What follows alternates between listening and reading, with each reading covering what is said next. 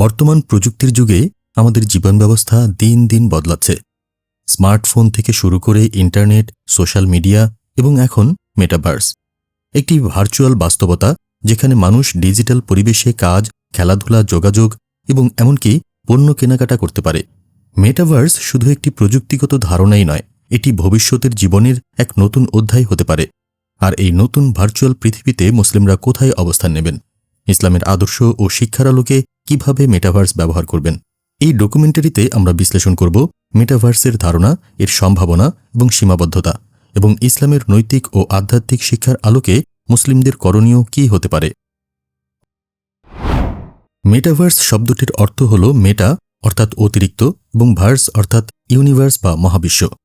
এটি এমন একটি ভার্চুয়াল জগৎ যেখানে মানুষ ডিজিটাল অবতার হিসেবে প্রবেশ করে বিভিন্ন কর্মকাণ্ড সম্পাদন করতে পারে।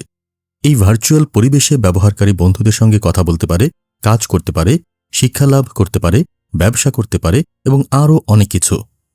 বর্তমান সময়ের অন্যতম বড় প্রযুক্তি প্রতিষ্ঠানগুলো যেমন মেটা, গুগল, মাইক্রোসফট ইত্যাদি মেটাভার্স নিয়ে ব্যাপক বিনিয়োগ করছে।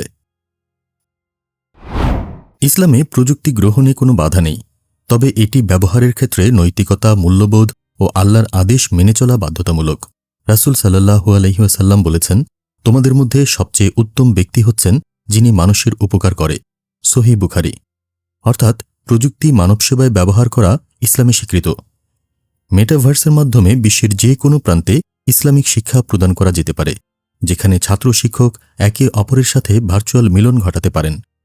ভার্চুয়াল মসজিদ, ইসলামিক সেমিনার, আলোচনা ও তাবলীগের জন্য মেটাভার্স প্ল্যাটফর্ম হতে পারে একটি শক্তিশালী মাধ্যম।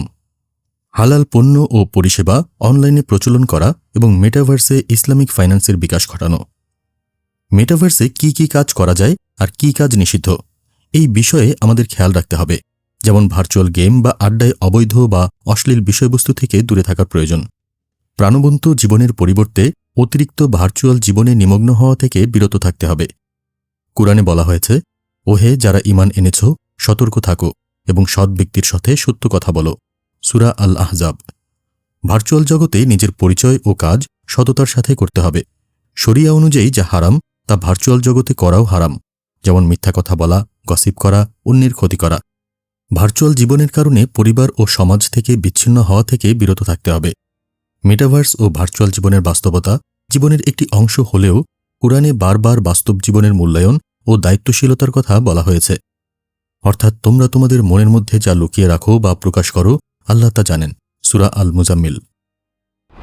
ভার্চুয়াল জীবন যদি মানুষের বাস্তব জীবন থেকে বিচ্ছিন্ন করে দেয়, তাহলে এটি ইসলামের উদ্দেশ্যের বিরোধী। তাই ভার্চুয়াল জীবনে ইসলামের নৈতিকতা ও মানবিকতা মেনে চলা অত্যন্ত জরুরি। মেটাভার্স হচ্ছে ভবিষ্যতের এক প্রযুক্তিগত বাস্তবতা, যেখানে মানুষ নতুনভাবে জীবনযাপন করবে। মুসলিম হিসেবে আমাদের কর্তব্য হবে এই নতুন প্রযুক্তির সুযোগ গ্রহণ করে ইসলামের শিক্ষা ও নৈতিকতার সুরক্ষা নিশ্চিত করা। কুরআন ও হাদিসের নির্দেশনায় চলতে হবে। প্রযুক্তি ব্যবহার হবে যেন আল্লাহর সন্তুষ্টি অর্জনের জন্য।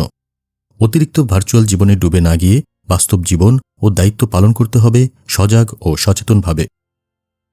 বিশ্বের যে কোনো কোণে বসবাস করা মুসলিমদের জন্য মেটাভার্স হতে পারে নতুন মাদ্রাসা, নতুন মসজিদ এবং নতুন দুনিয়ার দরজা।